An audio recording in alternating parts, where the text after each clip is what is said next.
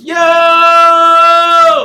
What's good, family? We back. Now, I know y'all see it, man. I know. You gotta tell me about it, man. I know, man. Unfortunately, for my second job, I had to cut my beard because I wear a respirator. I do power tooling and painting, so I gotta wear a respirator so the stuff won't get on my face. I don't want to get on my nose and stuff like that. So I had to cut basically all this off. I ain't gotta cut my mustache. That's a good thing, but I had to basically cut my chin hair off. Don't worry about that, man. Y'all don't worry about that. I know it look kind of funny, but don't worry about it. Look, boom, look, right. Today, man, we're watching the Heisman Award. And what happened to the last 21? I think this was the 22 award or whatever. But we were watching the last 21. So. Oh yeah! By the way, congratulations to Travis Hunter, man, for winning the Heisman, man. It was like the whole year has been a top 2 race between him and Ashley Jency. Me personally, I ain't gonna lie, I wanted Jency to take it, just up to the fact that what Travis Hunter was doing was good. I'm not saying what he doing wasn't good, but like I feel like Jency had a worse situation. You know what I mean? Like I feel like, and his stats are 10 times better. You know what I mean? He was the best running back in the nation. You know what I'm saying? He was on a way worse team. Schedule was they had a balance. They had basically about the same schedule for real. They had to play the number 1 team in the country, which is my team, Oregon, by the way. But man, I mean, honestly, I think JT should have got it. You know what I'm saying? In my opinion, that's just my opinion, though. A lot of people thought Travis should have had it. You know what I'm saying? It is what it is. But today, man, we are reacting to what happened to the last 21 Heisman winners, man. I ain't do no more talking. Let's get straight to the video. College football's biggest prize is an award given out every December to college football's best player. Sometimes the Heisman winner lives up to the hype and becomes an NFL great, and sometimes everything goes horribly wrong and they fail to fulfill their true potential. We're going to find out what happened to each Heisman winner over the last 20 years. If we wind back the clock to 2003, the Heisman that year went to Jason White. Who? Well, you might not remember Jason. No bullshit, no bull. Who? Like, I ain't never heard no Jason White. I was about to say, I know I'm tripping. College football sure does. The years prior to winning the Heisman, he tore his ACL in both knees, his left in 2001 and his right in 2002. And after going through a couple of extensive knee reconstruction surgeries, he miraculously enough could still play. He just had to take every snap from the shotgun and never scramble. Still, Jason lit it up, throwing 40 TDs and only 8 picks over that season. He would be the consensus AP Player of the Year, AP Unanimous All-American, and the Heisman winner. So why haven't we heard anything more about him? Well, Jason White would become the only Heisman winner ever to not make it to the pros. He is one of 3 Heisman winners to not even get drafted. The others before him had chosen different careers entirely. Pete Dawkins chose the military, and Charlie Ward chose the NBA. Reportedly, teams were reluctant to select him due to his history of knee injuries. He did not even receive a tryout from any NFL team in the first several weeks of post-draft free agency. Today, Jason runs several successful companies in the Sooner State, and good for Jason. Our next player on the list, though. Yeah, that's still a win for him. He runs 7 buildings. 7 goddamn stuff. That's what's up. That's good for him, though. That's what's up. Did get drafted. Matt Leinart captured the Heisman Trophy in USC football's dynasty years, marking the peak of Pete. Again, who? Pete Carroll's program. He carved up defenses in a pro-style offense, throwing for 3,322 yards and 33 touchdowns while leading the Trojans to an undefeated season. His decision to return for his senior year, rather than enter the 2005 draft, proved costly. He slipped to the Arizona Cardinals with the 10th overall pick in 2006, and despite his college success and NFL-ready skill set, Leinart struggled to adapt to the pro game. He never secured the starting role in Arizona, eventually settling into a backup role behind Kurt Warner. It was like, I think it was the second to last game. So, but I was playing well, whatever. And then, then the offseason, then Danny gets fired. New coaching staff comes in. And that's where, for me personally, went all downhill. After 4 years in Arizona as a backup, Leinart would spend 2 years in Houston and finish out his backup quarterback career with the Raiders in 2012. But while Leinart's NFL career faded, his USC teammate would be the next to hoist the trophy. Leinart, looking for Bush, and nobody covered him. 3rd touchdown of the night, Reggie Bush. Working in the technology field is so rewarding. ECPI University, accelerated programs in cybersecurity. 2005 season belonged to Reggie Bush, whose highlight. That nigga Reggie Bush was a demon in college, boy. Oh my, I used to watch Reggie Bush and Trayvon Austin highlights all the time back in the day, boy. That nigga was a demon in college. I ain't even gonna cap. Highlight reel at USC still circulates on social media nearly 2 decades later. Bush was practically unstoppable in college, racking up 1,740 rushing yards, 478 receiving yards, and 18 total touchdowns while averaging a video game-like 8.7 yards per carry. His acceleration, cutting ability, and playmaking skills made him must-see TV every Saturday. He was drafted 2nd overall by the New Orleans Saints after the Texans surprised the league by opting for Demario Williams in 2006. While Bush never reached the ridiculous heights predicted in college, he carved out a solid NFL career and delivered a bunch of memorable moments. Yeah, he was decent. Hey, I remember that meme where I think they were playing the Eagles. They had threw it to him on like a screen pass, and they got cracked by Brian Dawkins. That thing was crazy, bro. That thing was wild. From his Superman touchdown leap to his insane Madden-like touchdown run against the Cardinals in the playoffs, Bush showed flashes of his college brilliance throughout his career. Bush would voluntarily forfeit his Heisman in 2010 as an investigation found that he had received improper benefits during his 2005 college season, only to later have it reinstated in 2024 amid NCAA NIL changes. The next player on our list had all the flash in college, but none in the pros. Troy Smith dominated college football in 2006, beating Ohio State with 2,542 yards and an impressive 30-6 touchdown-to-interception ratio en route to a national championship appearance. His dual-threat capabilities and leadership had the Buckeyes looking unstoppable until they ran into Urban Meyer's Florida Gators. But NFL teams weren't sold on Smith's pro potential, letting him fall all the way to the 5th round, where the Ravens selected him 174th overall. The skeptics unfortunately proved right. Smith never found his rhythm in the NFL, struggling to adapt to the professional game's speed and complexity. After bouncing from Baltimore, I say that gotta be the worst. Like when like you the Heisman, and they still don't believe you can do it, but you still gotta you try to prove them right, but you end up proving. I mean, you end up proving them right, bro, instead of proving them wrong. I know that's gotta be the worst feeling ever, bro. I'm already knowing. More to San Francisco, he headed north to the CFL in search of playing time. His story is a huge reminder that even college football's most prestigious award doesn't guarantee pro success. The next guy on the list just reinforces that point, despite being one of the best college players of all time. Tim Tebow became a cultural phenomenon well before his NFL career, claiming the 2006. Yeah, Tim Tebow was like that in college. That nigga was definitely like that in college. Nice. He won in 2007. I thought he won it in. Nah, he didn't win his last year. He did win it his junior year. I forgot all about because he returned back. I forgot all about that. I'm supposed to be doing the video on them too. On the years he was there, because the years he was there, they had a bunch of demons on the team. A bunch of crazy niggas, crash outs, YNs, all that you want to think of, that's what they had on the team that year. But it was crazy, man. 7 Heisman with 3,286 passing yards, 32 touchdowns through the air, and another 23 scores on the ground. His bruising running style, fiery pep talks, and absolute refusal to lose helped Florida win 2 national championships, cementing his legacy as a college football legend. Get in here! Let's go! Get in here right now! Get in here! Hey, we got 30 minutes for the rest of our lives! 30 minutes for the rest of our lives! That's our bad in the first half. It ain't happening. We get the ball. I promise you one thing. We're going to hit somebody, and we're taking it down the field for a touchdown. I guarantee you that. Guaranteed. Look at me. While all the pre-draft talk was about his weird throwing motion, the Broncos selected him 25th overall. And while his NFL career was brief, it produced one of the most memorable seasons in recent history. In 2011, Tebow time captivated the nation when starting quarterback Kyle Orton limped to a 1-3 start. In came Tebow. He set a record for jersey sales and engineered multiple fourth-quarter comebacks, culminating in a walk-off playoff touchdown against the Steelers. The crazy thing is that this was his last throw as a starting quarterback. He was never given a real chance to develop and never even had a full offseason. I don't even remember Tebow even playing a whole full season, bro. Now I think about it, I don't remember that nigga playing a whole full season, bro. Shit crazy.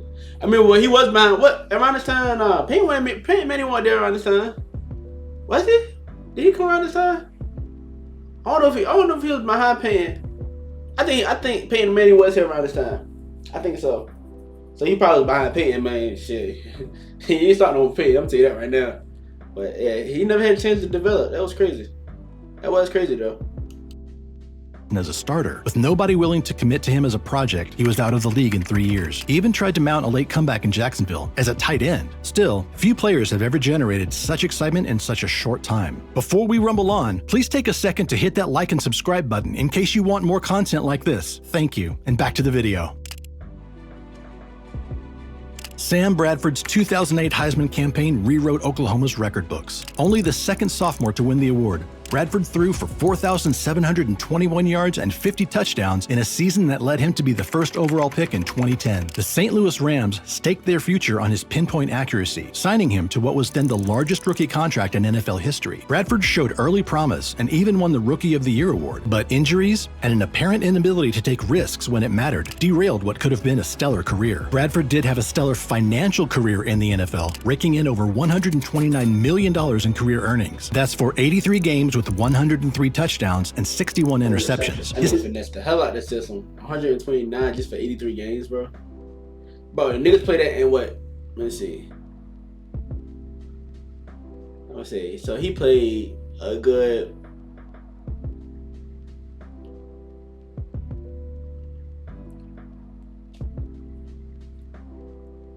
He played a good 5.5 seasons.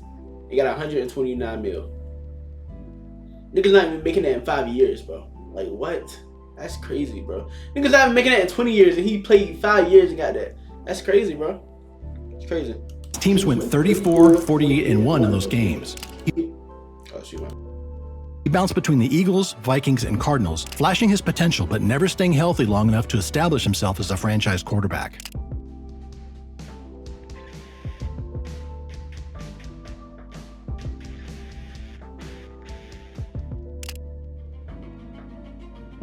Mark Ingram brought Alabama its first. Then he retired because of injuries too. Yeah, cause Mark Ingram, he wasn't that old. I don't know if he retired because of injuries, but he was pretty decent in the NFL too. He did pretty good. He played with the Saints twice. Went to the Ravens. Yeah, he was pretty decent to me.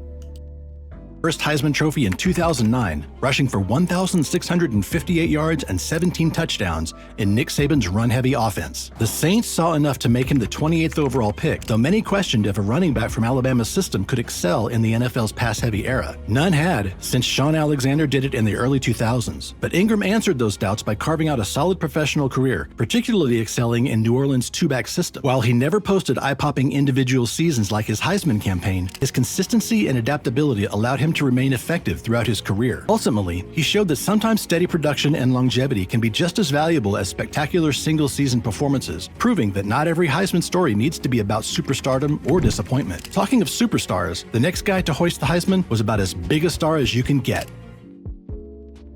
Yeah, Cam Newton's Auburn career was crazy. That nigga was nice.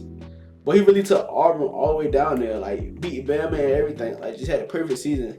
After Florida didn't let him go. Nigga would have played JUCO and everything. It's crazy, bro. It's crazy.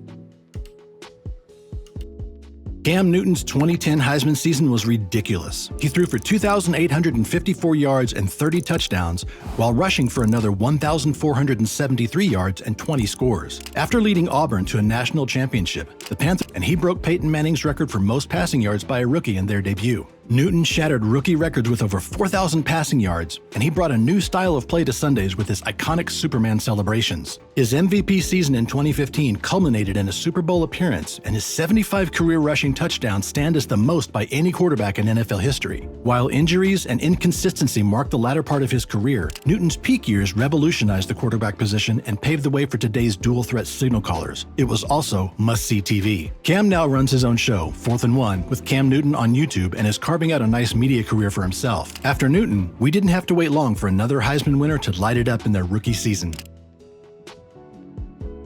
Robert Griffin III's electricity captured college football's attention in 2011 as he piled up 4,293 passes. I remember this nigga highlights too. Yeah, that nigga was going off in college, boy. That nigga was snapping. That shit was crazy how nice that nigga was in college, bro. Everybody wanted to get down and be like RG3 running the ball and get down passing that bitch like him. Everybody wanted to do that shit. That nigga was too nasty. Passing yards, 37 touchdowns through the air, and added 699 rushing yards with 10 more scores. Washington traded a fortune to select the 2011 Heisman winner second overall behind Andrew Luck in what seemed like a draft class for the ages. And RG3's rookie season was nothing short of magical. In fact, he outplayed Luck and looked poised to transform the franchise. Rookie year, he was I mean, off the charts. Every type of record he broke in Washington. I mean, that year was better than any Super Bowl years. Just about every game there was a crazy highlight, like his 76-yard touchdown sprint against the Vikings that left defenders in the dust. But a devastating knee injury in the playoffs changed everything. Despite numerous comeback attempts in Cleveland and Baltimore, he never recaptured that rookie year magic. His career became one of the NFL's great what-if stories, showing the fine line between electrifying play and... Literally, bro. If he never got injured, bro, it's like, what if, bro? Would the Redskins, like, where would they be at, bro? It's crazy. Career-altering injury. Recently, RG3 was in the news for eating a croissant with his wife during the Olympics in Paris, and immediately getting fired from his role as an analyst at ESPN the day after. True story. He unhinged there, bro. His wife... That's what I'm saying!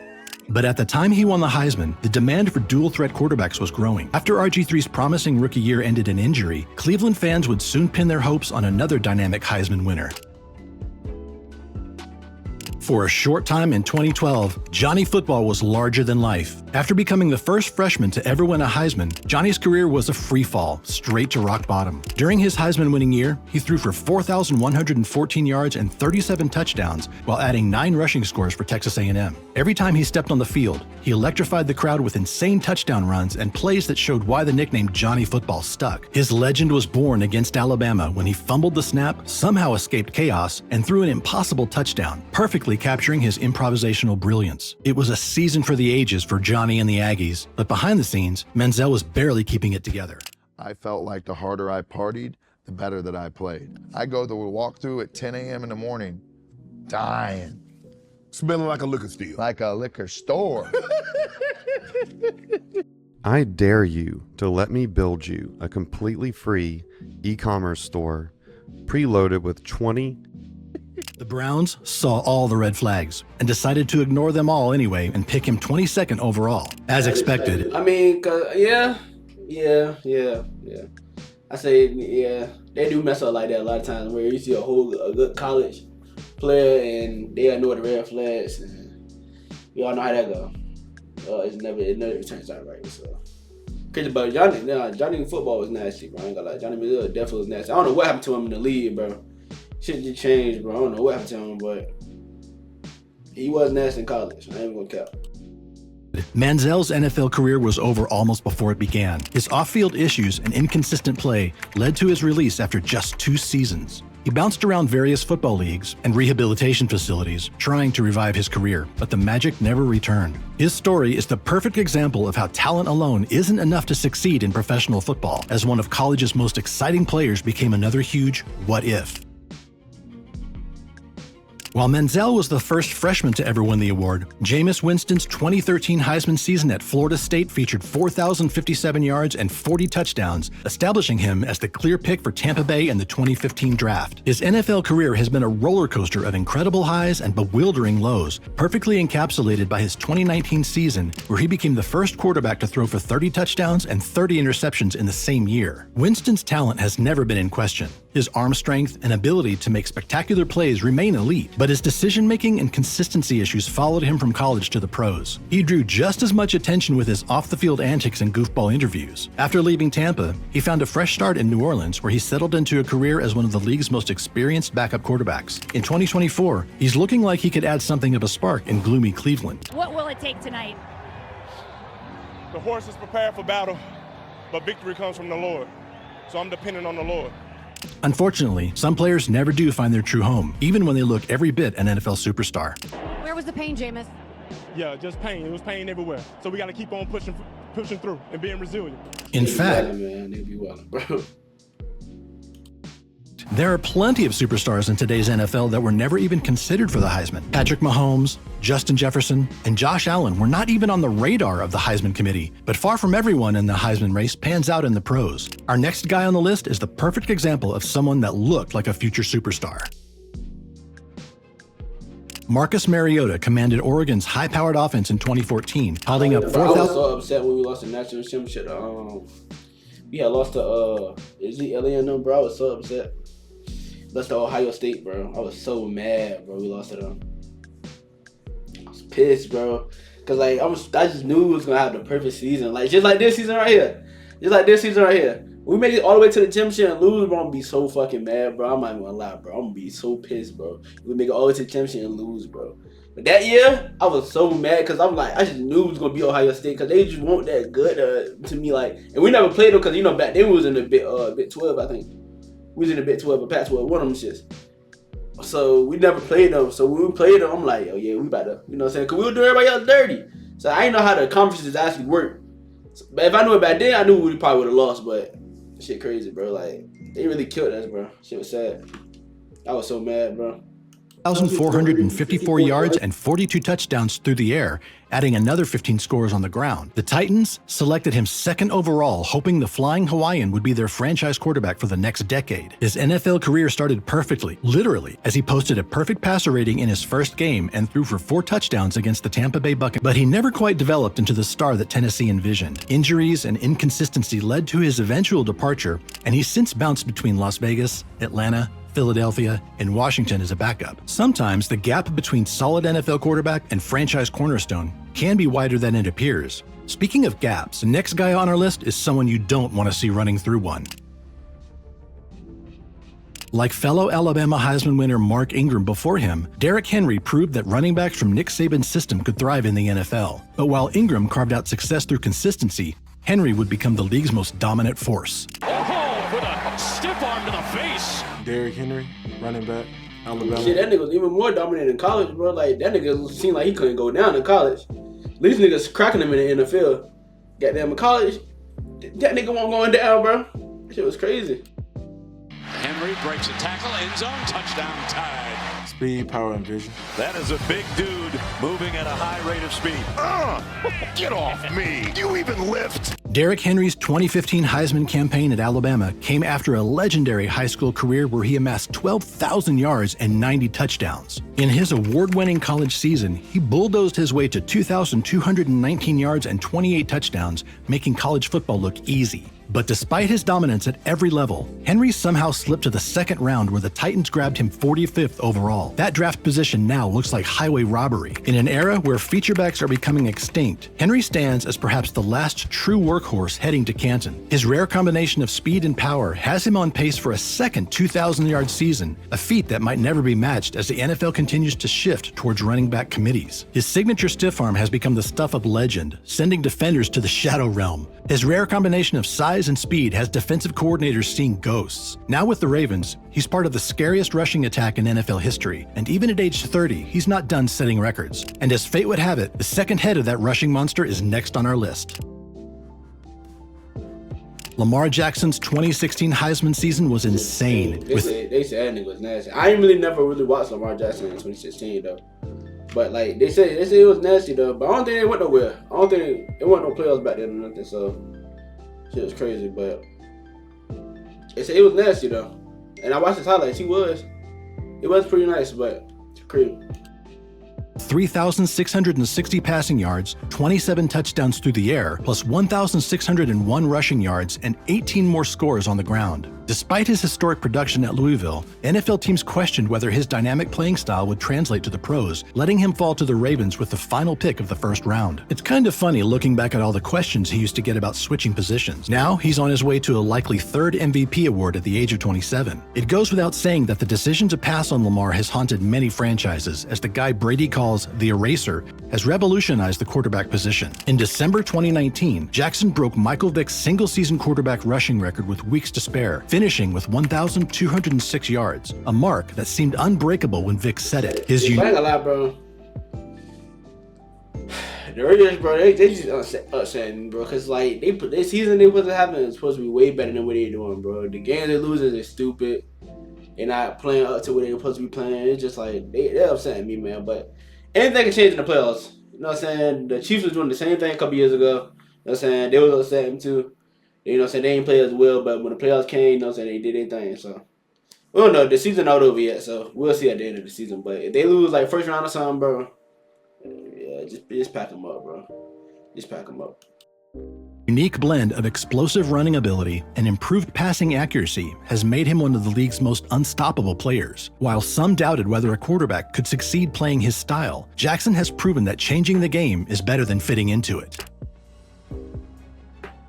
Before his 2017 season, Baker Mayfield walked on to Texas Tech, won the starting job, transferred to Oklahoma, won the starting job there too, and followed that up in 2017 with 4,627 yards and 43 touchdowns and the Heisman, prompting the Browns to select him first overall. His rookie season brought hope to Cleveland, as he set rookie records and showed the swagger that made him famous in college. But as it usually goes in Cleveland, inconsistency and organizational instability led to his early departure. A career renaissance in Tampa Bay has shown flashes of his college brilliance, proving that sometimes a change of scenery is all a quarterback needs. Now, he's starting to live up to that superstar status predicted when he went first overall.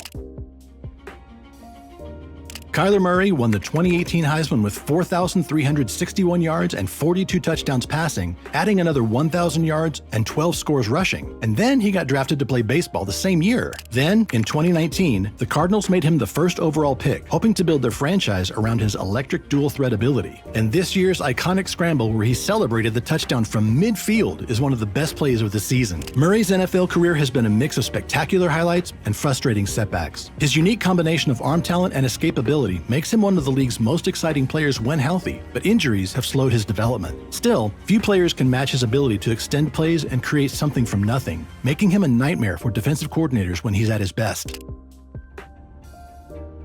Joe Burrow's 2019 Heisman season was simply different. 5,671 yards and 60 like everything was perfect for that nigga that year, bro. Like undefeated season, best quarterback in the nation in college, fucking Heisman winner, like everything was just going great for his ass, bro. Like, and then he made the Super Bowl. The second year he was in the NFL. Shit, crazy, bro. Joe Burrow, ain't gonna lie, Joe Burrow is nice though, but I don't know, man. He's just been inconsistent this year. This season, he's just been inconsistent. It happens though. It happens. Touchdowns in what many consider the greatest college quarterback season ever. Burrow's LSU offense was simply unfair, featuring future NFL stars Justin Jefferson and Jamar Chase at receiver. That trio would rewrite the record books with what many consider the most explosive offense in college football history, taking down the national championship that year. Even more remarkably, Burrow would later reunite with Chase in Cincinnati, where they picked right up where they left off in Baton Rouge. The Bengals made him the first overall pick. His rare combination of pocket presence, accuracy, and leadership has made him one of the NFL's elite quarterbacks. Perhaps most impressively, he's one of the few quarterbacks with a winning record against Patrick Mahomes. He's transformed their franchise from perennial underachievers to legitimate contenders. Despite playing behind a suspect offensive line early in his career, leading to a sickening knee injury, Burrow led Cincinnati to a Super Bowl appearance in just his second season. Kind of historic, a little bit like the next guy on our list. Devontae Smith made history in 2020 as the first wide receiver to win the Heisman since Desmond Howard in 1991. His 1,856 yards and 23 touchdowns during Alabama's championship season were impossible to ignore. The Eagles selected him 10th overall, reuniting him with former college teammate Jalen Hurts. While some questioned whether his slender frame would hold up in the NFL, Smith has silenced doubters with his back-to-back 1,000-yard seasons and is on pace for another in 2024. His precise route running and reliable hands have made him one of the league's top receivers. Sadly, that hasn't really proven true for the next Heisman winner. Bryce Young's 2021 Heisman campaign featured 4,872 yards and 47 touchdowns, making him Alabama's first quarterback to win the award. The Panthers traded a fortune to select him first overall in 2023, but his NFL career has hit early turbulence. Despite showing flashes of good play, including a 312-yard, 2-touchdown performance against Green Bay, Young was benched after just 18 starts. He may one day get another shot, but his early struggles highlight the challenges of transitioning. Yeah, this video definitely gotta be old, cause that nigga definitely snapping now. Like he playing. I ain't saying he's snapping, but he playing way better than we was playing before. I feel like that bench just helped him. Like him just getting benched, that just helped him for real. It ain't make him worry. It really just helped him to show like what he can do. But I mean, like I said, let you put a little good system around him, I think it'd be okay too. He ain't that bad. From college stardom to NFL success, especially when thrown into a difficult situation on a rebuilding team. The next player on the list will face similar hurdles. Caleb Williams' 2022 Heisman season showcased why many consider him a generational talent, as he led the NCAA with 4,537 yards and 42 touchdowns through the air, adding 10 more scores on the ground. Despite USC's defensive struggles, Williams put the team on his back with improvisational skills that drew comparisons to Patrick Mahomes. The Bears made him the first overall pick in 2024, hoping that he'd be the franchise quarterback that had eluded them for decades. His rookie season has shown promising flashes, particularly a 4-touchdown masterpiece against Jacksonville in London. While adjusting to the NFL's speed and complexity in the competitive NFC North, Williams has already demonstrated why scouts considered him one of the most talented quarterback prospects in recent memory. The crazy thing is, he might not be the best rookie quarterback or Heisman winner in his draft class. The most recent Heisman winner is Jaden Daniels, who set the single-season passer rating record. His just like unheard of, bro. Like, you didn't nobody expect that shit, bro. Like, not expect him to win the Heisman. Obviously, everybody knew he was gonna win the Heisman because he went off that college year. But like him just going off at Washington, like, cause you know they're not really a good. They're not really. I'm not saying a good team, but they really have a team for real. So him just coming out there and putting him on his back, it's like that's crazy, bro. But he did this shit though. I ain't even gonna lie. He definitely proved everybody wrong. Definitely proved all the naysayers wrong for sure.